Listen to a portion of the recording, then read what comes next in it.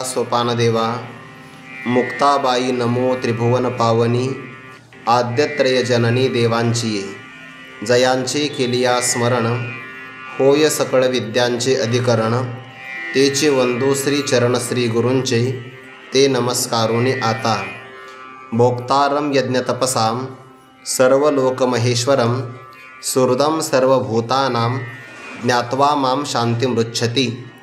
तव श्रीकृष्ण म्हणते हो का, तुझा हा मार्ग गमलांनी का, तरी काय झाले ऐकी जो का, सुखी बोलो। कैवल्य साम्राज्य चक्रवर्ती विश्वमाऊली ज्ञानोबाराय सकल ब्रह्मनिष्ठ गुरुजनांच्या परमकृपेने श्री भगवती ज्ञानेश्वरीच्या 5व्या अध्यायाचा चिंतनाचा प्रारंभ करून आज आपण या अध्यायाच्या सांगतेपर्यंत आलेलो आहोत। ही ज्ञानोबारायांची अहेतुकी कृपा आहे की त्यांच्या मुखारविंदातून सत्यवादाच्या तपातून प्रगट झालेल्या अक्षरांचं चिंतन किंवा त्या अक्षरांचा भाव पाहण्याचा आपण अल्पसा प्रयत्न करत आहोत। या अध्यायाच्या शेवटी भगवंताने काही श्लोकामध्ये उपांत्य रूपातल्या श्लोकात सूत्र रूपाने ज्ञानाचं अंतरंग असणारं जे साधन, ज्याला ध्यानयोग असं म्हणतात, त्या योगाचं भगवंताने प्रतिपादन केलं आहे की ज्या साधना करत असताना साधक सर्व प्रकारच्या विषयांपासून आपल्या अंतःकरणाला आवरतो। यानंतर दोन भुवयांच्या मध्यभागी दृष्टी स्थापित करून प्राण अपान यांना समान करतो आहे। ज्याने मन बुद्धी इंद्रिय आपल्या ताब्यात ठेवले, ईश्वर स्वरूपाचं मनन करतो आणि मोक्ष नावाचं साधन किंवा साध्य या पलीकडे जीवनात काही प्राप्तव्य नाही असं म्हणून सांसारिक इच्छा भय क्रोध यापासून जो विगतः विरक्त भावाला प्राप्त झाला तो कायमचाच मुक्त आहे, जो पवनाच्या माध्यमातून आपल्या चिदाकाश स्वरूपामध्ये मनाचा लय करतो। आणि मन स्वरूपामध्ये लयाला गेलं की संसार कोणत्याही प्रकारे अवशिष्ट राहत नाही, कारण संसाराचं चित्र उमटण्याकरता मन नावाचं वस्त्र आहे किंवा पट आहे। आणि जिथं मन नावाचा पट फाटला संसाराचं चित्र आता उमटू शकत नाही। जसं सरोवराची आटणी झाली की त्यामध्ये प्रतिबिंब पाहता येत नाही, तसं मुख्य संसाराला कारण मन एव मनुष्यानां कारणं बंध मोक्षयोः बंधाय विषयासक्तं मोक्ते निर्विषयं स्मृतं। असं जे मन स्वरूपामध्ये लयाला गेलं, मग शरीराच्या ठिकाणी अहमभाव, बाकी पदार्थांच्या ठिकाणी मम भाव कसा राहील? म्हणून शरीरामध्येच तो अनुभवी ज्ञाता असणारा महात्मा परमात्म स्वरूपाला प्राप्त होतो। ब्रह्म असतोच, फक्त भ्रमनिवृत्त झाला की ब्रह्म होतो असा फक्त व्यवहारच घडतो आहे। मग तो अनुभवी आहे, ज्ञाता आहे, तर जाणतो कोणाला? संपूर्ण यज्ञ आणि तपांचा भोक्ता असणारा मी, सर्व लोकांचा नियामक महेश्वर असणारा जो मी आणि सर्व प्राणीमात्रांचं प्रत्युपकार निरपेक्ष कल्याण करणारा असा जो ईश्वर मी, त्या ईश्वराला तो जाणतो। जाणल्यानंतर ब्रह्म होतो। पण ईश्वराला परोक्ष रूपाने न जाणता ईश्वराची माया उपाधी बाजूला करून आणि स्वतःची असणारी अविद्या उपाधीही बाजूला करून आपल्या जीव स्वरूपामध्ये असणारं कुटस्थ चैतन्य आणि ईश्वर स्वरूपाच्या ठिकाणी असणारं ब्रह्मचैतन्य म्हणजे निरुपाधिक जे स्वरूप आहे त्यांच्यामध्ये अखंड ऐक्य आहे। अर्थात ईश्वर तत्वच माझा आत्मा आहे असं जो ज्ञात्वा माम, मला जाणतो, शांतिमृच्छति, तो शांतीला प्राप्त होतो। संसार आणि संसाराचं कारण असणारी अविद्या यांचा पूर्णतया बाध होऊन जातो। पुन्हा त्याला संसाराला यावं लागत नाही। ही खऱ्या अर्थाने शांती आहे। न स पुनरावर्तते, न स पुनरावर्तते। आणि मग ही साधना त्याने केली आहे। यमनियमाचा डोंगर, अभ्यासाचा सागर या सगळ्यांचं क्रमण करून पार स्वरूपाला ते प्राप्त झाले। आपल्याला निरुपाधिक करून घेतलं, प्रपंच मिथ्या आहे म्हणून त्याचा त्याग केला आणि मग जी स्वरूपभूत शांती आहे त्या शांतीपेक्षा ते वेगळे न राहता एकरूप झाले। असा भगवंताने योग मार्गाचा अभिप्राय जेव्हा कथन केला तेव्हा अर्जुनाच्या मनामध्ये आश्चर्य आलं, आश्चर्य वाटलं आणि आनंदही वाटला। भगवंताने प्रफुल्लित झालेला अर्जुनाचा चेहरा पाहिला आणि लगेच हसून भगवान अर्जुनाला म्हणतात, अर्जुना, मी योग मार्गाचा अभिप्राय कथन केल्याबरोबर तुझ्या चित्ताला का बरं प्रसन्नता प्राप्त झाली? आपल्या चेहऱ्याची प्रसन्नता देवाला कळाली. मग अर्जुन असं म्हणतात, प्रभो तुम्हाला का बरं कळणार नाही? कारण दुसऱ्याच्या चित्ताचं लक्षण ऐसी वर्मे मज दावी नारायणा, अंतरीच्या खुना प्रगटोनी. देवाला दुसऱ्याच्या अंतकरणातलं सगळं कळतं. म्हणजे सगळ्यांच्या अंतकरणातलं सगळं ज्याला कळतं त्याला सर्वज्ञ असं म्हणतात. ते सांगावं लागत नाही. आपल्याला सुद्धा एखाद्या व्यक्तीच्या चेहऱ्यावरून कळतं, पण ते कळणं म्हणजे फक्त अनुमान असतं. सर्वच कळेल असं काही सांगता येत नाही. पण देव या बाबतीमध्ये परिपूर्ण असल्यामुळे भगवंताला न सांगता सगळं कळतं. परचित्त लक्षणांचा रावो, दुसऱ्याच्या चित्ताचं लक्षण किंवा त्याला खुणा असं म्हणतात, ते जाणण्यामध्ये आपण राजे आहात, राजे. आणि माझ्या मनातला अभिप्राय आपण चांगला जाणला. काय अभिप्राय आहे? विचार करून मी तुम्हाला एखादा प्रश्न विचारावा. ते देवाला अगोदरच कळतं की अर्जुन आपल्याला काय विचारणार आहे. ज्याप्रमाणे एखादी माता असते बघा, ती माता बालकाला स्तनपान करविते आणि पाळण्यामध्ये त्याला झोप घालते, घरकामामध्ये व्यस्त होते. आता माझ्या असणाऱ्या बाळाला भूक लागली असेल, बाळाच्या अगोदर आईला कळतं, पण त्याला आई व्हावं लागतं, ते असं नाही कळत. ज्ञानोबा म्हणतात, जे अपत्य थाने होणे निघे, तयाची भूकते मातीशीची लागे. एरवी ते शब्दे काय सांगे, मग स्तन्य दे येरी. ते शब्दाने सांगतं मग आईला कळतं असं नाही. म्हणून आईला बरोबर कळतं की आता 3-4 तास होऊन गेले, माझ्या राजाला भूक लागली असेल. जसं या आईला कळतं, तर ही जगाची आई आहे, त्यामुळे त्याही आईला कळतं. आणि या बाबतीत ज्ञानोबाऱ्यांना सगळं कळतं.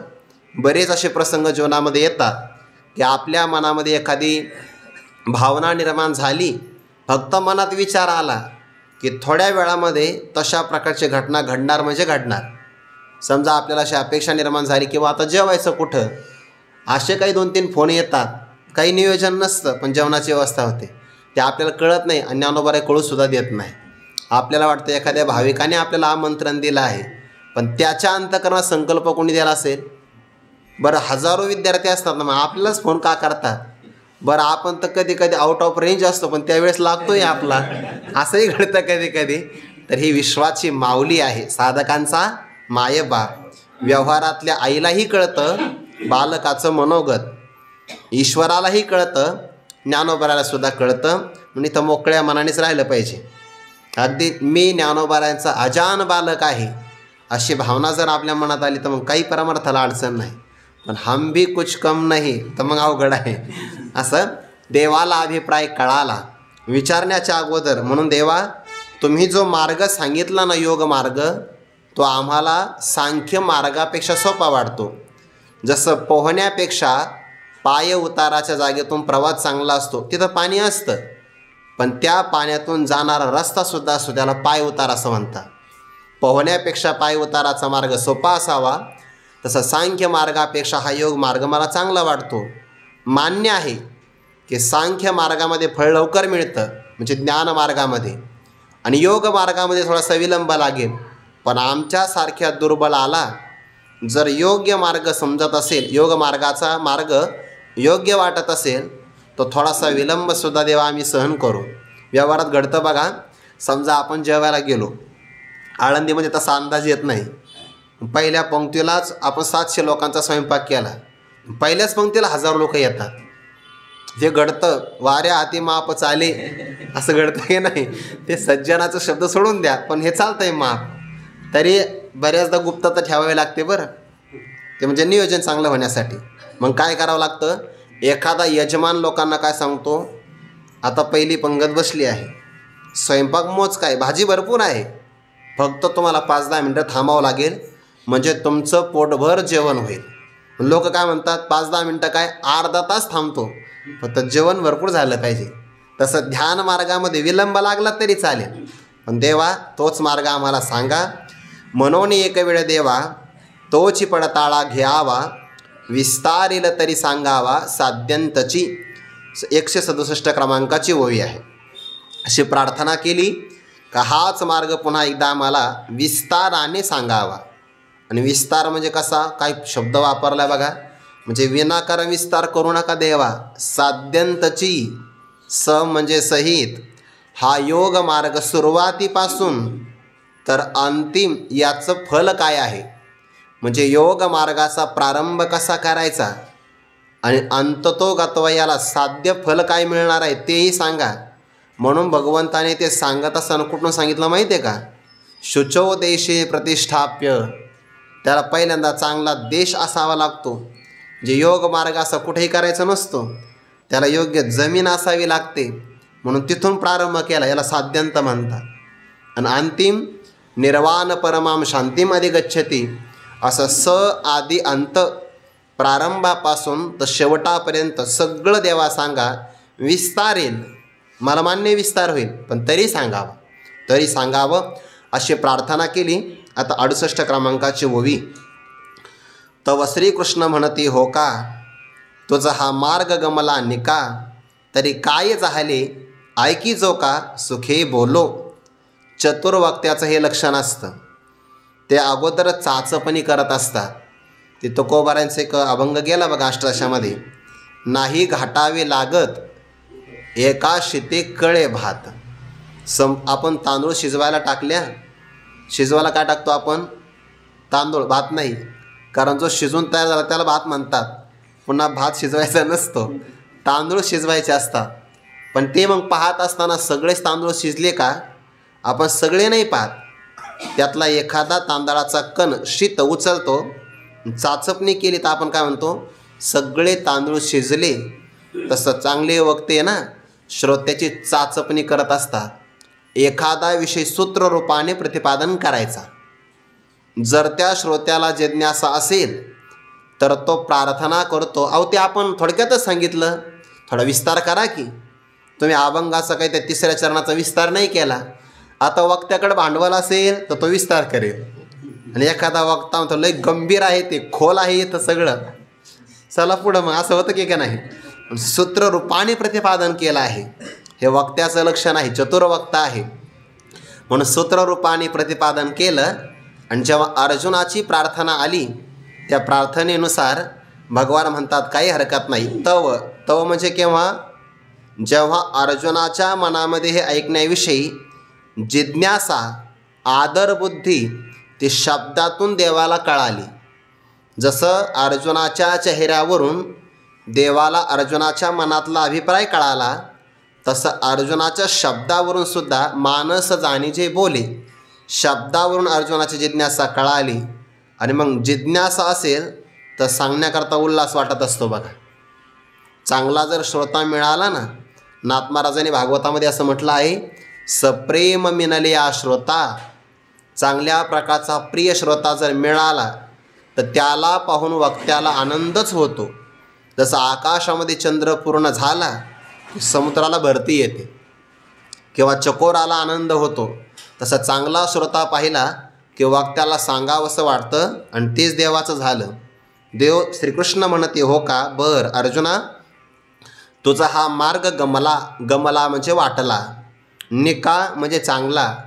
तुला हा योग मार्ग चांगला वाटला.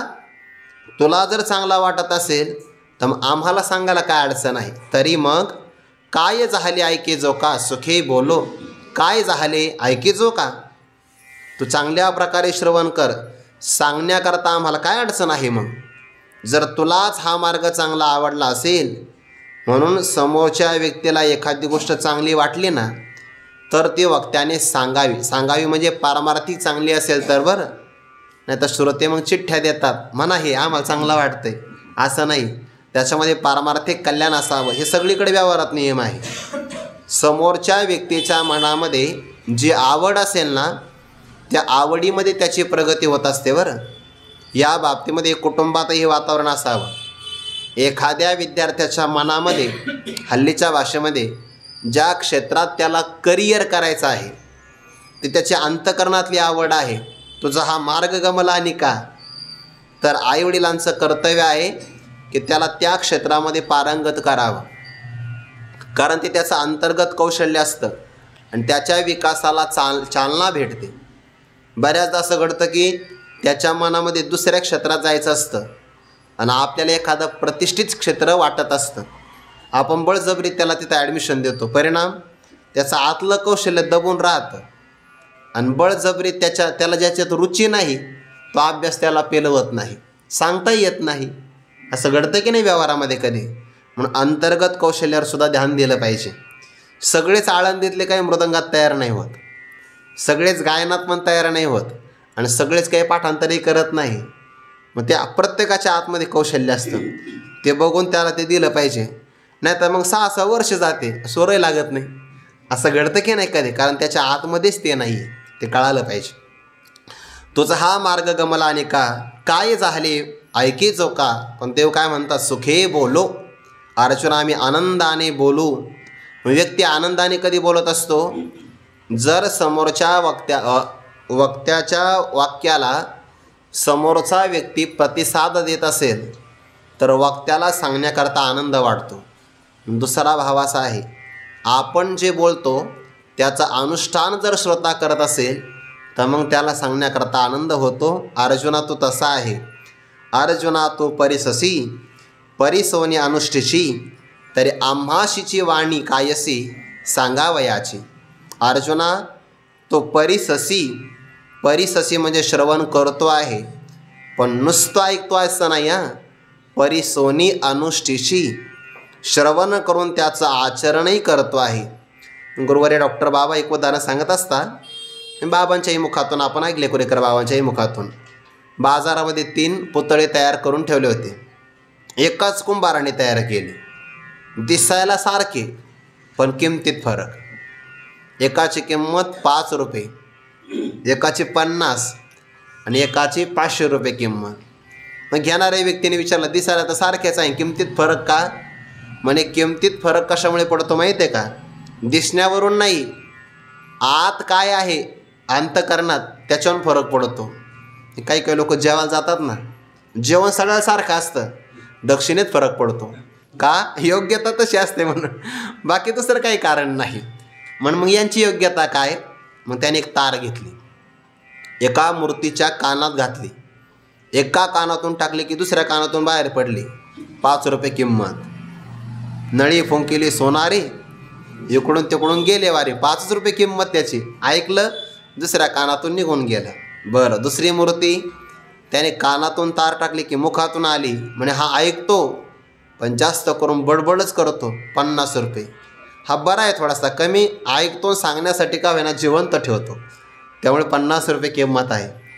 तिसरी महत्त्वाची मूर्ती, कानातून तार टाकल्याबरोबर ती पोटात जाते.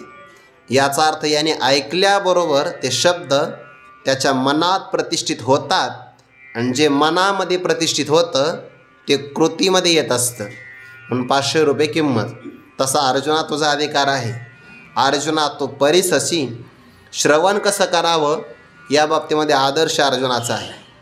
अनुकूलतेमध्ये कुणीही श्रवण करेल, पण प्रतिकूलतेमध्ये, हल्लीच्या भाषेमध्ये जिथं ऐकण्यासारखं वातावरण नाही आहे पण तरीसुद्धा ऐकतो आहे. रणांगणावर कुठं ऐकू येतं का. रणांगणावर सामान्य व्यक्तीचं बोलणं ऐकू येत नाही. प्रवचन, अध्यात्मज्ञानाचा उपदेश आहे दिव्य, आणि तरीसुद्धा सर्वांगाचे कान करून श्रवण करतो आहे. अर्जुना तू परिससी, केवळ ऐकतो असं नाही, परिसोनी अनुष्ठेशी, तर श्रवण करून त्याचा अनुष्ठानसुद्धा करतो आहे. असा जर श्रोता भेटत असेल, काय झाले मग आम्हाशीची वाणी काय असी. वाणी म्हणजे उणीव. मग आम्हालाच काय उणीव आहे, कशाची, सांगावयाची. तुझ्यासारख्याला सांगण्याकरता आम्हाला काय उणीव आहे. म्हणजे भगवान परमात्मा सर्वज्ञ आहे म्हणूनही उणीव नाही, आणि आपल्या उपदेशाचा परिणाम होतो आहे, फल मिळतं आहे म्हणूनही सांगण्याकरता आम्हाला कोणतीही उणीव नाही. आता यानंतर ज्ञानोबराय इथपर्यंत हे जे व्याख्यान आहे ना, हे व्याख्यान आता पूर्ण झालं आहे. आता ज्ञानोबा यावर समीक्षा करतात की देवाचं अर्जुनावर किती प्रेम आहे, किती प्रेम, आणि त्या प्रेमातून परमात्मा बोलतात. याकरिता पहिल्यांदा उदाहरण दिलं आहे. खरं तर या श्लोकावरचं जे चिंतन आहे ना ते 160 ओवीपर्यंत संपलेलं आहे. या ज्या पुढच्या ओव्या ना 20 ओव्या, 61 पासून 20 पर्यंत ही ज्ञानेश्वरी आहे. आणि म्हणे मग 60 वयापर्यंत ते भगवद्गीतेचं भाष्य आहे. भगवद्गीतेवर केलेलं प्रवचन 60 वयापर्यंत. आता ज्ञानोबारांना काय वाटलं आहे? ज्ञानोबारांनी भगवान परमात्मा आणि भक्तराज अर्जुन यांच्यातला संवादाचा जो भाग आहे, विशेष भाग, तो प्रगट केला. बाकीच्या कोणत्याही गीतेवर टीका करणाऱ्या म्हणजे व्याख्यान करणाऱ्या ग्रंथामध्ये 60 वयापर्यंत जे आलं तेवढंच आलेलं आहे, पुढचं नाही आलेलं जास्त काही. पण ज्ञानोबारांची ज्ञानेश्वरी विशेष आहे की तिथे काही अपूर्व संवाद प्रगट केले ज्ञानोबारांनी. बाबा सांगत असतात, जिथं ज्ञानोबारांना अवसर मिळाला आणि ज्ञानोबारांनी स्वतःचं मनोगत व्यक्त केलं ते ज्ञानेश्वरी आहे. आणि बाकी असणारी मग ती भावार्थ दीपिका आहे, म्हणजे गीतेचं भाष्य आहे. आता ज्ञानोबारा म्हणतात, परमात्मा अर्जुनाला सांगण्याकरता प्रवृत्त झाले. पण सांगणं देवाचं कसं आहे? विशेष आहे. विशेष कसं विशेष? उदाहरण देतात, आधीच चित्त मायेचे वरी मिश झाले पडियंतयाचे, आता ते अद्भुतपण स्नेहाचे कवन जाणे. कवन जाणे आक्षेपार्थाने विचारला आहे.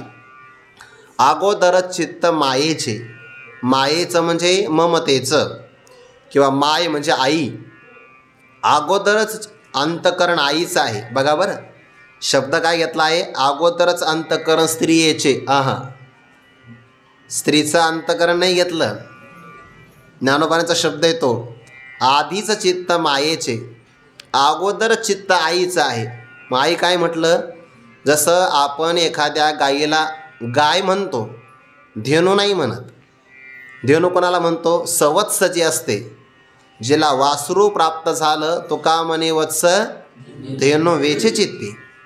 नुसती गाय असेल तर गायच आहे, पण जर त्याला वासरू मिळालं तर मग त्याला धेनू म्हणतात. तशी स्त्री स्त्रीच आहे, परंतु पुत्राला जन्म दिला की त्याला माय म्हणतात. माय मग अगोदर तिच्या अंतकरणात प्रेम आहेच, पण पुत्र प्राप्त झाला की त्या वात्सल्य भावाला भरती येते. आणि त्यातही पुन्हा 2-4 मुलापैकी जर आवडता मुलगा असेल तर मग त्या प्रेमाला अजूनही भरती येते. आधीच चित्त मायेचे, अगोदर चित्त आईचं आहे. आणि वरी त्यातल्या त्यात मिश म्हणजे निमित्त झाले पडियंतयाचे, पुन्हा जो आवडता मुलगा आहे, अतिशय आवडता, आज्ञाधारक आहे, मनाप्रमाणे वागणार आहे आणि दूरदेशामध्ये शिक्षण घ्यायला गेलेला आहे. म्हणजे आईला 2-4 मुलं प्राप्त आहे. अगोदरच तिच्या अंतकरणात प्रेम सगळ्याविषयी आहे, पण त्यातल्या त्यात सर्वात जर लहान असेल ना, सर्वात लहान मुलगा, तर त्यावर अत्यधिक प्रेम असतं. मिश झाले, निमित्त झालं, आणि त्या लहान मुलावर प्रेम करायचं निमित्त मिळालं काहीतरी, तर ज्ञानोबारा म्हणतात, आता ते स्नेहाचे अद्भुतपण, त्या प्रेमाचा अद्भुतपणा कवन जाणे, दुसरा कोण जाणू शकतं? खरं फक्त ती आई जाणू शकते, बाकी ते कोणाला कळणार नाही. आणि खरं तर असं आहे, आईच्या अंतकरणामध्ये अगोदरच प्रेम, त्यातल्या त्यात पुन्हा आवडत्या मुलाच्या निमित्ताने केलं जाणारं प्रेम, आता त्या प्रेमाला शब्दात अभिव्यक्त करता येत नाही. कारण ते प्रेम जे आहे अनिर्वचनीयम प्रेमस्वरूपम, ते आईच व्हावं लागतं. त्यामध्ये त्याला आपण काय म्हणतो, नो कॉम्प्रोमाइज, याच्यात तडजोड नाही. आईशिवाय हे प्रेम कोणालाच कळणार नाही. गुरुवारी मारुती बाबा एक उदाहरण सांगतात बघा. त्याचं कठीण काही प्रसंग असतात आणि मग डॉक्टर यजमानाला विचारतात, म्हण तुम्हाला बाळ पाहिजे का बाळाची आई पाहिजे? म्हण का? दोघापैकी एकच वाचेल. तो म्हणतो आई, त्या बाळाची आई वाचली पाहिजे, कारण प्रपंचाचा सगळी जबाबदारी तिच्यावर आहे. ती जर राहिली नाही तर मग प्रपंच किंवा संसार एवढं मोठं कुटुंब चालणार नाही. तो असं म्हणतो प्रसंगाला. आणि डॉक्टर मग आईला विचारतात, तुम्हाला वाचायचं का बाळाला? तिने असं काय विचारता तुम्ही? नाही म्हणे, हे कठीण प्रसंग आहे, एकतर बाळ वाचेल नाहीतर तुमचा तरी जीव वाचेल. आई काय म्हणते, मी मेले तरी चालेल, माझ्या बाळाला वाचव. हे काय आहे? आईचं प्रेम आहे. अद्भुतपण स्नेहाचे कवन जाणे, कोण जाणू शकतं? फक्त आई जाणे. आणि ते स्नेह शब्दात अभिव्यक्त करता येणार नाही. जसं ते प्रेम आहे ना, तसं देवाचं प्रेम आहे. अगोदरच देव सगळ्या जगाची माय आहे, माय सगळ्या जगाच्या. पितामहस्य जगतो माता धाता पितामह. संपूर्ण जगताची माय परमात्मा आहे आणि त्यात पुन्हा देवाला अनेक मुलं आहे भक्तरूपाने आणि त्या भक्तात सगळ्यात आवडता आहे अर्जुन. आधीच चित्त मायेचे वरिमिष झाले पर्यंतयाचे. आता ते अद्भुतपण स्नेहाचे कवन जाणे. कोण जाणतं आहे? ज्ञानोबा म्हणतात तसंच मला वाटतंय ते मनोकारुण्य रसाची वृष्टी की नवया स्नेहाची सृष्टी. हे असो नेनी जे दृष्टी हरीचे वानू. देवाची दृष्टी कशी आहे त्याकरिता पहिलं उदाहरण दिलं होतं. ज्ञानोबा म्हणतात हरीची दृष्टी अर्जुनावरची पडली आहे ना, मिष झाले पर्यंतयाचे. मला तर असं वाटतं ते पाहून ते म्हणावं लागतं की कारुण्य रसाची. कारुण्य म्हणजे करुणा, दुसऱ्याचं दुःख हरण करण्याची अंतकरणातले विशेष वृत्ती, द्रवीभूत वृत्ती, त्याला करुण असं म्हणतात. आणि त्या करुणतेच्या भावाला म्हणतात कारुण्य. आणि त्या कारुण्य रसाची जणू काही अर्जुनावर वृष्टी होत आहे. पाण्याची वृष्टी आपण पाहतो आहे, पण कृपेची किंवा कारुण्य रसाची वृष्टी ती अर्जुनावर भगवंताच्या दृष्टीतून होते आहे. शब्द कसे बरं, दृष्टीतून होणारी ही वृष्टी आहे. किंवा पुढं असं वाटतं आहे की नवया स्नेहाची सृष्टी, नूतन असणाऱ्या किंवा आश्चर्यकारक असणाऱ्या प्रेमाची सृष्टीच ती अर्जुनाकरता तयार झाली आहे. ही कारुण्य रसाची वृष्टी, नवया स्नेहाची सृष्टी, ही जी उपमा दिली आहे ना, ती उपमा हे असो नेणी जे दृष्टी हरीची वानू. हरी जो भक्ताचं अंतकरण हरण करतो, पाप हरण करतो, अविद्या हरण करतो, अशा हरीच्या दृष्टीला दिली ती उपमा आहे. ज्ञानोबा म्हणतात नेनीजे किंवा वानू नेनीजे. ती शब्दाने कशी सांगावी हे आम्हाला सुद्धा कळत नाही. म्हणजे अर्जुनावर देवाची पडलेली कृपादृष्टी नाही केवळ, तर ती कृपादृष्टी म्हणजे आश्चर्यकारक प्रेमाची सृष्टी आहे किंवा कारुण्य रसाचा होणारा वृष्टीचा वर्षाव आहे असं आम्हाला वाटतं आहे. आणि ती दृष्टी अर्जुनाच्या बाबतीमध्ये अशी झाली म्हणे, जे अमृताची ओतली की प्रेमची पिऊनी मातली, म्हणून अर्जुन मोहे गुंतली निघो नेने. जी भगवंताची दृष्टी आहे ना, अमृताची ओतली, ती साक्षात अमृताच्या रसापासून ओतली तयार झालेली आहे. एखाद्या धातूपासून जर अलंकार करायचा असेल तर त्या अलंकाराला वितळवितात. समजा सोनं आहे तर सोन्याचा रस तयार करतात. आणि ज्या अलंकाराची रचना तयार करायची त्या अलंकाराची अगोदर मूस असते. त्या मुशीमध्ये तो रस टाकला की बरोबर जसा पाहिजे तसा आकार मिळतो. तसं भगवान श्री ज्ञानोबा म्हणतात की भगवान श्रीकृष्णाची जी काही दृष्टी आहे ना, ती कशी होती म्हणे, साक्षात अमृत रसाची एका मुशीमध्ये आकारासाठी ओतावी आणि ती ओतल्यानंतर अमृताची एक मूर्ती तयार व्हावी. आणि जसं ते अमृत पाझरतं तसं देवाच्या दृष्टीतून अमृतच पाझरतं की काय असं मला वाटतं आहे. आणि देवाच्या दृष्टीमध्ये अमृत आहे बरं. कसं आहे, दुसऱ्या अध्यायामध्ये ओवी गेली ना, ज्ञानोबा म्हणतात हे जाणून ऐसी प्रौढी, जो दृष्टी सवेची विष फेडी, तो धावया श्रीहरी गारुडी पातलाकी. देवाच्या दृष्टीमध्ये अमृत दृष्टी अवलोका, प्रमाणिक आकड्याच्या अभंगामध्ये अमृत दृष्टी अवलोका, ती अमृत दृष्टी आहे. किंवा संतांची सुद्धा दृष्टी अमृत दृष्टी आहे. विषय व्याळे मिठी दिदली अनुठी ताठी, ती तुझी एक गुरुकृपा दृष्टी निर्विष होय. म्हणून त्या अमृताची जणू काही ओतली तयार केलेली ही दृष्टी आहे. त्या आगासुराने गोपाळांना गिळंकृत केलं. त्याच्या मुखात गेल्यामुळे विषबाधा झाली. सगळे गोपाळ विशुद्ध पडले. सरते शेवटी भगवान त्या मुखामध्ये गेले आणि गिळता आगासूर चिरुणी सांडे लावू. त्या आगासुराला चिरून टाकलं देवाने, पण गोपाळ विशुद्ध पडले. तर देवाने तेव्हा आपल्या दृष्टीतून सगळ्यांवर अमृताची वृष्टी केली. सगळे पुन्हा शुद्ध अवस्थेला प्राप्त झाले. ते जे अमृताची ओतली अशी देवाची दृष्टी आहे. की प्रेमची पिऊनी मातली, किंवा अर्जुनाच्या विषयी भक्ताच्या विषयी त्या दृष्टीनं प्रेम प्राशन केलेलं आहे. वास्तविक प्रेम अमूर्त आहे, पण ते भक्ताच्या अंतकरणात राहतं आणि देवाला ते प्रेम प्राशन करायला मिळतं भक्ताच्या भक्तीतून. आणि जणू काही ते अमूर्त प्रेम भक्ताच्या भक्तीतून मूर्त झालं आणि ते देवाला प्राशन करायला मिळालं. मग आता देवाला हे मिळत नाही, दुर्लभ आहे. आणि तेही प्रेम अत्यधिक प्रमाणात सेवन केल्यामुळे भगवंताची दृष्टी मत्त झाली, प्रेमची पिऊनी मातली. या कारणामुळे अर्जुन मोहे गुंतली म्हणून, म्हणजे या कारणामुळे अर्जुनाच्या मोहात, इथे मोह म्हणजे देवालाही मोह झाला, धृतराष्ट्र तरी पुत्र स्नेहे मोहितो असा अर्थ नाही घ्यायचा. मोह शब्दाचा प्रेम असा अर्थ घ्यायचा. अर्जुन मोहे म्हणजे अर्जुनाच्या प्रेमात गुंतली, निघो नेणे, ते बाहेर निघण्याचं जाणतच नाही. ते खरं असं एक गुंतला नाही व्यक्ती, त्याला निघण्याचं कळत नाही. गाळामध्ये जर एखादा प्राणी रुतला ना, किंवा मनुष्य जर गाळामध्ये फसला, त्याला निघता येत नाही बघा. तो जेवढा निघण्याचा प्रयत्न करतो ना, तेवढा त्या गाळामध्ये अधिक रुतून बसतो, अधिक खाली खाली जातो. किंवा आता ही भाऊबीजेचा सण झाला तर कधी कधी ते आपल्याला कमरेला बांधायला दोरा देतात ना, कडदोरा म्हणतात त्याला. तर ते व्यवस्थित जर गाठ मारली असेल तर ते सोडता येतं आणि कमरेला बांधता येतं.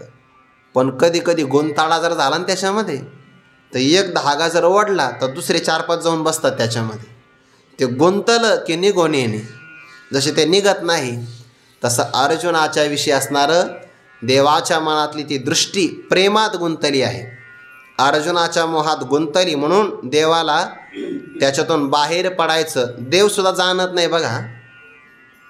वास्तविक पाठीमागच्या ओळीत म्हटलं आहे ना, 63 ओळीमध्ये परचित्त लक्षणाचा राव, दुसऱ्याच्या मनातल्या खुणा देवाला चांगल्या कळतात. यात देव राजा आहे, सर्वज्ञ आहे. पण अर्जुनाच्या मोहामध्ये गुंतल्यामुळे कसं बाहेर निघावं हे आता देवालाही कळेना. म्हणजे एखादा व्यक्ती किती समर्थ जरी झाला तरी काही काही गोष्टीमध्ये तो अशक्त असतो. याला आपण काय म्हणतो इंग्रजीमध्ये वीक पॉईंट. त्याचा काही ना काहीतरी असा एक भाग असतो. तो सदैव सर्वज्ञ आहे, बलवान आहे, पण भक्ताच्या बाबतीमध्ये परमात्मा दुर्बळ आहे. म्हणून अर्जुन मोहे गुंतली निघो नेणे, अर्जुनाच्या मोहात गुंतल्यामुळे देवाची दृष्टी तिथून बाहेरच पडत नाही. अहो फक्त अर्जुन एकटे भक्त नाही ना, जगात अनेक भक्त आहे. पण संजयजी म्हणता भगवंताने हे पांडव जन्माला आल्यानंतर बाकी सगळे भक्त बाजूला सारले, सगळे, आणि त्या 5 पांडवांना जवळ केलं. पण नुसतं पांडवांना नाही, त्या 5 पांडवामध्ये सुद्धा अधिक प्रेम केले अर्जुनावर. किती प्रेम केलं? हा ऋषी तरी बुजावित जाये, कोपे की निवांत साहे, नवल पिसे लागले आहे पार्थाचे देवा. अर्जुन रागावला, देवा निवांत सहन करा. रुसला, समजावून सांगण्याकरता आमचं चुकलं चला जेवायला. अर्जुन मी नाही येणार, अर्धक्षणा देतो, मग येतो. ऋषी तरी बुजावितच आहे, नवल पिशे लागले आहे पार्थाचे देवा. देवाला अर्जुनाचा आश्चर्यकारक वेळ लागले. अर्जुन मोहे गुंतली निघो नेणे. ज्ञानोबाराय म्हणतात देवाचं हे असणारं जे प्रेम आहे ना, आपण किती विस्ताराने जरी सांगितलं तरी हे बहु जे जे जलपी जेल ते तर कथेशी फाक होईल, परी ते स्नेहरूपान येल बोलवरी, मनोनी विसुरा काय येणे, तो ईश्वर कवळावा कवने, जो आपुले माननेने आपणची. इथपर्यंत हा सगळा एकत्र विचार आहे. भगवान ज्ञानोबाराय म्हणतात बहु पुष्कळ जे जे जलपी जेल, आपण भगवंताच्या प्रेमसंबंधाने पुष्कळ प्रकाराने जे जे आपण बडबड करू किंवा शब्दाचा विस्तार करू, त्याने होईल काय? कथेशी फाक होईल. तेथे त्या ठिकाणी कथेशी फाक, फाक म्हणजे काय? विस्तार होईल किंवा विषयांतर होईल. आणि विषयांतर तुम्हाला आवडत नाही. पाठीमागं सांगितलं ना, परितो रथातिशयो मुकुळी, मग ग्रंथात दीप उजळी, करे साधुहृदय रावळी मंगळवखा. या अध्यात आलेले द्वंद्वा ते. किंवा होईल श्लोक संगती भंग, न संडीपा कथा लाग असं म्हटलंय. ते कथेची संगती श्लोकाच्या संगतीचा भंग होईल. ज्ञानोबाराने या द्वंद्व श्रोत्यांनी आवरलेला आहे. आता ज्ञानोबारांना वाटलं होतं की आपण स्तवन करावं संतांचं भरपूर, पण ते श्रोते म्हणाले तू संत स्तवनी रतसी तरी कथेची सेन करीशी. पण ज्ञानोबा इथं स्वतःहून म्हणतात प्रेम प्रकार असा आहे तो शब्दाने कितीही सांगावा. म्हणून तर गुणरहितम कामनारहितम प्रतिक्षणम वर्धमानम अविच्छिन्नम सूक्ष्मतरम अनुभवरूपम. प्रेम शब्दाचा विषय नाही आहे. प्रेम नये सांगता दाविता बोलता अनुभव चित्ता चित्त जाणे हे फक्त अनुभवरूप आहे. प्रेम शब्दाने सांगता येत नाही. बाबा सांगत असत, एखादा व्यक्ती म्हटला ना माझं तुझ्यावर लय प्रेम आहे, म्हणायचं याला बाडे. कारण का, अरे प्रेम शब्दाने सांगता येत नसतं. प्रेम हे अनुभवण्याची गोष्ट आहे. ते स्वाभाविक सहज असतं बरं, शब्दाने नाही सांगता येत. आई मुलाला जीव लावते, मग ती अशी एखादी कादंबरी लिहिते का, बाळा तुझ्यावर माझं किती प्रेम आहे, किंवा एखादा निबंध लिहिते का, लिहित नाही. ते प्रेम तिच्या उपचारातून प्रगट होतं. याचा अर्थ प्रेम शब्दाच्या सांगण्याचा विषय नाही. ते बहु जे जे जलपिजेल ते तर कथेशी फाक होईल. त्यात या चालू असणाऱ्या कथेमध्ये विषयांतर होईल, परंतु किती विस्तार केला तरी स्नेहरूपा, स्नेह म्हणजे प्रेम, भक्तावर असणारं देवाचं प्रेम, या स्नेहरूपाला बोलवरी न येईल. हे शब्दाच्या माध्यमातून अभिव्यक्त करावं, प्रगट करावं असा प्रकार कधीही घडणार नाही. मनोनी विसुरा काय. या बाबतीमध्ये आश्चर्य काय करायचं आहे. प्रेम शब्दाने प्रगट करता येत नाही. देवाचं अपूर्व प्रेम आहे अर्जुनावर, अर्जुनाचं पुन्हा अपूर्व ऐकणं आहे. यामध्ये काय आश्चर्य. प्रेम शब्दात प्रगटच करता येत नाही. तो ईश्वर कवळावा कवने जो आपुले मान नेणे आपणची. मान म्हणजे स्वरूप, आपला असणारा आकार, आपली व्याप्ती किती आहे हे देवालाच कळत नाही. आपण किती मोठे आहोत नाही कळत. म्हणजे कसं काय नाही कळत. मग आपल्याला प्रश्न आहे, आपल्या अंगावर किती केस आहेत, आपल्याच अंगावर आहे, मोजता येतात का आपल्याला, नाही आहेत. म्हणजे आपल्या अंगावर अंगीची अरोमा किती, जयाच्या तयाशी न गणवती. आपल्याच अंगावर रोमांच आहे, पण तरीसुद्धा आपल्याला ते मोजता येत नाही. तसं आपलं स्वरूप किती व्यापक आहे. मान म्हणजे स्वरूपाची मर्यादा. ते देवालासुद्धा माहिती नाही असा ईश्वर आहे. आणि तो कवळावा कवने. ज्ञानोबारा म्हणतात त्याचं आकलन कुणाला करता येईल. म्हणजे ईश्वराला स्वतःचं स्वरूप किती व्यापक आहे हे जर विषय होत नाही तर त्या ईश्वराला कोण आकलन करेल, नाही करता येणार. मग ईश्वरालाही आकलन नाही करता येणार आणि त्याच्या मनातलं प्रेम ते आकलन नाही करता येणार. मुळामध्ये ईश्वरच कळत नाही तर त्याच्या मनातलं प्रेम कधी कळणार. अगोदर एखादा व्यक्ती कळावा लागतो, त्याचे स्वभाव कळावे लागतात आणि स्वभाव कळालं की मग त्याचं प्रेम कळत असतं. पण ईश्वर कवळावा कवने, ईश्वरालाच आकलन करता येणार नाही तर त्याच्या प्रेमाला तरी कसं काय विषय करता येईल. म्हणून याच्यामध्ये काय आश्चर्य आहे. प्रेम शब्दाचा विषय होतच नाही. मनोन विसुरा काय येणे तो ईश्वर कवळावा कवने जो आपुले मान नेणे आपणची.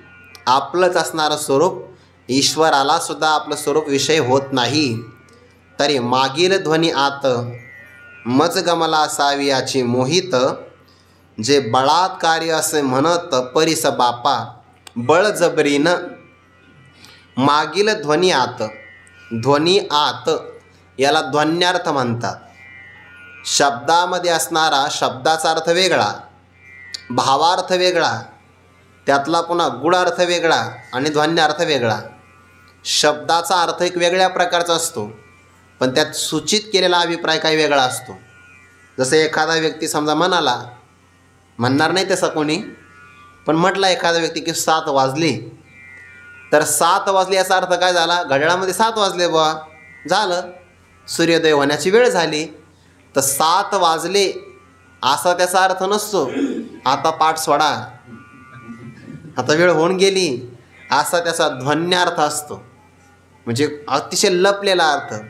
तसं देवाचे शब्दही पाठीमागचे तरी मागील ध्वनी आत मागे श्लोकामध्ये कथन केलेल्या त्या श्लोकाच्या सूचित अभिप्रायामध्ये मज गमला. ज्ञानोबा म्हणतात मला हे असं वाटलं आहे, गमला म्हणजे वाटलं आहे देवाच्या विषयी, की परमात्मा सावियाची मोहित झाला आहे. किंवा इथे पण आपण घेऊ शकतो 68 ओवीपासून, तव श्रीकृष्ण म्हणते हो का तुझा हा मार्ग गमला अनेका, तरी काय जाहिले ऐकी जो का सुखे बोलो. या मागच्या काही ओव्यामध्ये मज असं वाटतंय, ज्ञानोबा म्हणता की परमात्मा सावियाची सहज अकस्मात मोहित झाला आहे ते अर्जुनावर. आणि अर्जुनावर मोहित झाल्यामुळे तो काय म्हणतोय, अर्जुनाला जे बलात्कारी असे म्हणत परिस बापा, बापा अर्जुना बळजबरीनं म्हणतोय देव, ऐक बरं ऐक बरं. 68 ओवीमध्ये नाही का, तरी काय झाले ऐकी जो का सुखी बोलो, आम्ही आनंदाने बोलतो आहे. हे देवाचं जे म्हणणं आहे हे बळजबरीनं परमात्मा का म्हणतो अर्जुनाला ऐक ऐक ऐक म्हणतोय, म्हणजे देवाला सांगण्याची इच्छा आहे. आणि सांगण्याची इच्छा आहे नुसती असं नाही, अर्जुनाशी बोलण्याची इच्छा आहे.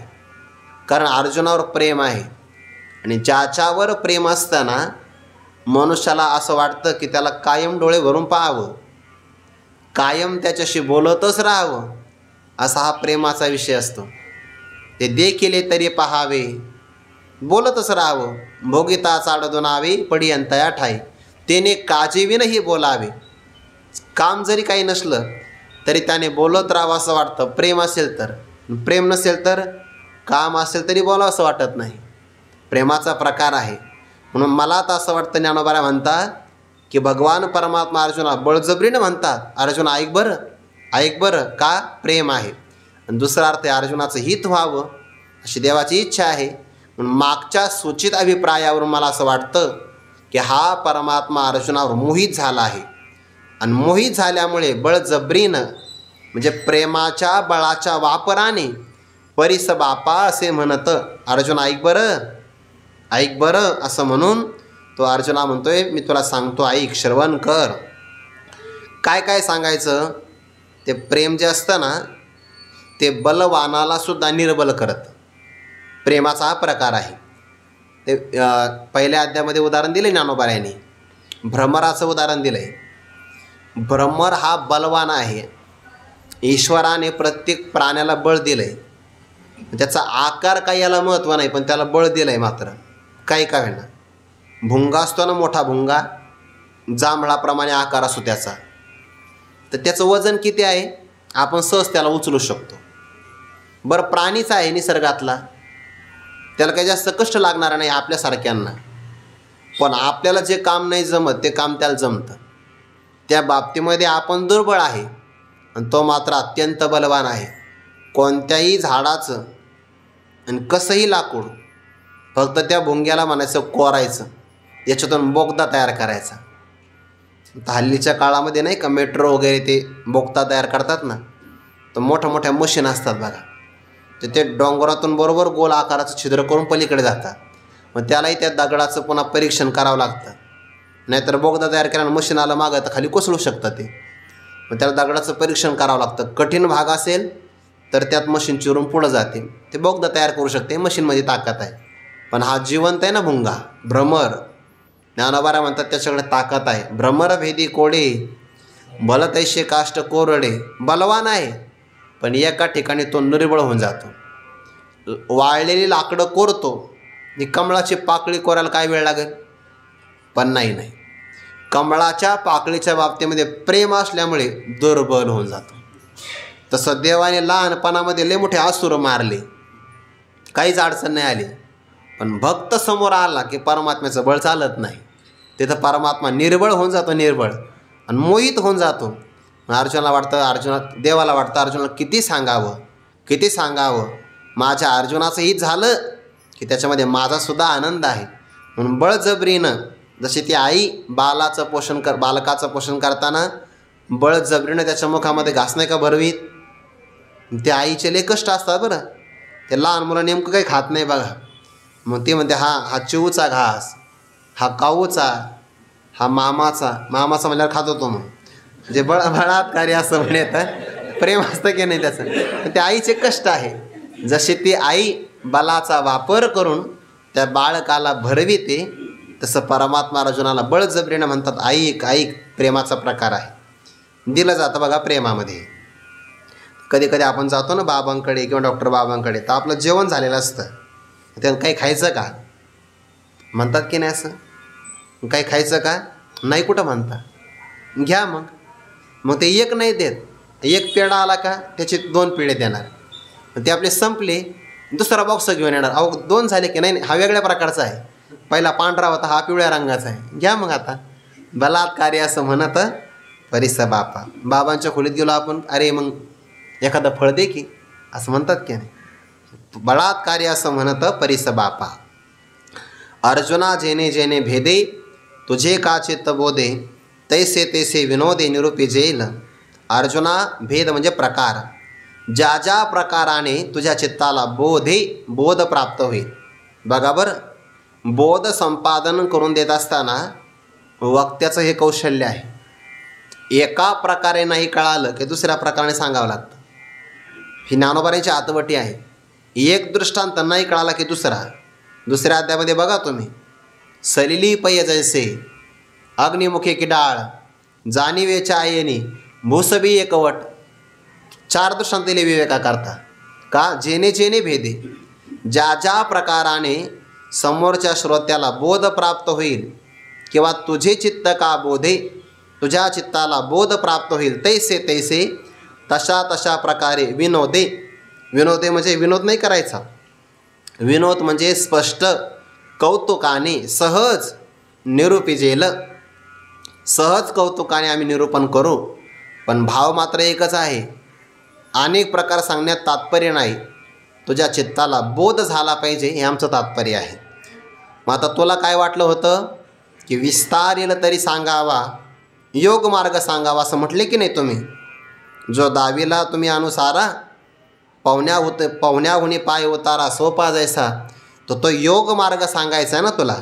म्हणून तो काही सया नाव योग, योग नाव काही सया. योग असं नाव कशाला आहे म्हणजे कोणत्या नावाचा योग आहे, तयाचा कवन उपयोग, त्याचा उपयोग काय किंवा फल काय आहे, अथवा अधिकार प्रसंग कवना येतं किंवा कवना म्हणजे कुणाला या योग मार्गाचा अनुष्ठान करण्याचा अधिकार आहे. अधिकार प्रसंग म्हणजे अधिकाराचा प्रसंग. काय काय सांगणार, योग कशाला म्हणतात, त्या योगाचा उपयोग काय आहे आणि योग मार्गाचा अधिकारी कोण आहे. ऐसे जे जे काही, असं जे जे काही उपयुक्त असेल, उक्त म्हणजे बोलण्यासाठी योग्य किंवा सांगण्याजोगं, उक्त असे ये ठाई ते आघवेची पाही सांगेन आता. भगवान म्हणतात अर्जुना ही माझी प्रतिज्ञा आहे. योग बाबतीमध्ये योगाचं स्वरूप काय, उपयोग काय, अधिकाराचा प्रसंग काय, असं जे जे काही सांगण्यासारखं या प्रसंगाला योग्य असेल ते सर्वच्या सर्व सांगेन आता. कारण 67 ओवीमध्ये काय म्हटलं होतं, विस्तार येईल तरी सांगावा साध्यंतची. अगदी आधी अंतासहित सगळं सांगावं. भगवानही म्हणतात आगवेची पाही, मी तुला आता सगळंच सांगतो. सगळं म्हणजे अगदी भूमीच्या शुद्धीपासून तर मध्यंतरी योगाच्या भूमिका येणार आहे, साध्य येणार आहे. आणि एखादा योग मार्गाने जाता जाता साध्य न मिळता आयुष्य संपलं तर त्याला पुढची योग भ्रष्टाची काही गती होणार आहे. आगवेची पायी सांगेन आता. हे सगळंच्या सगळं मी तुला सांगणार आहे, पण तू काय कर, तू चित्त देवोनी अवधारी, तो लक्ष देऊन हे सगळं ऐक बरं. ऐशे मनोनी श्रीहरी बोली जेल ते पुढारी कथा आहे. तो लक्षपूर्वक श्रवण कर असं म्हणून श्रीहरी परमात्मा बोली जेल, भगवान परमात्मा बोलतील ते पुढारी कथा आहे. पुढारी म्हणजे पुढे, पुढच्या अध्यायामध्ये ते कथा आहे. पुढारी म्हणजे नेता नाही. बोली जेल ते पुढारी कथा आहे. ते पुढच्या अध्यायामध्ये कथा येणार आहे. कशी कथा आहे, श्रीकृष्ण अर्जुनाची संग न सांडोनी सांगेल योग, तो व्यक्त करू प्रसंग म्हणे निवृत्तीदास. श्रीकृष्ण परमात्मा अर्जुनाशी संग न सांडोनी, अर्जुनाचा सहवास न टाकता, म्हणजे काय, देव आणि भक्त हे एकच आहे, आपल्या स्वरूपाचं ऐक्य न टाकता न सांडून एक रूपात तर टाकणार नाही, पण भक्त्यर्थम कल्पितम द्वैतम या द्वैताचा अंगीकार करून परमात्मा होणार आहे वक्ता आणि अर्जुन होणार आहे श्रोता. अर्जुनाचा संग किंवा सहवास न सांडून याचा त्याग न करता योग सांगेल. आणि खरं असं आहे, देवाचा आणि भक्ताचा संग जर तुटत नसेल तर हाच योग आहे. योग म्हणजे काय ऐक्य ना. बघा, श्रीकृष्ण अर्जुनाशी संग न सांडोनी सांगेल योग. योग मार्गाचं कथन करणार आहे. ज्ञानोबा म्हणतात आम्ही निवृत्तीदास आहोत. तो व्यक्त करू प्रसंग आणि तो प्रसंग व्यक्त म्हणजे स्पष्ट करू ज्या प्रकारे तो आपल्या बुद्धीवर आरूढ होईल. इति श्री ज्ञानदेवकृतायां भावार्थ दीपिकायां पंचमोध्यायः. अशा प्रकारे विश्वमौली ज्ञानोबाराय सकल गुरुजनांच्या कृपेने या 5व्या अध्यायाची यावर्षी सांगता होत आहे. आता यानंतर जो पुढचा पाठ आहे तो पाठ ज्ञानोबारायांचा संजीवन समाधी सोहळा झाल्यानंतर मार्गशीर्ष शुद्ध द्वितीया 22 तारीख येते आहे. 22 नोव्हेंबरला तो पुढचा पाठ, म्हणजे साधारणपणे अजून 1 महिन्याने प्रतिपद्याला काही प्रारंभ करत नसतात.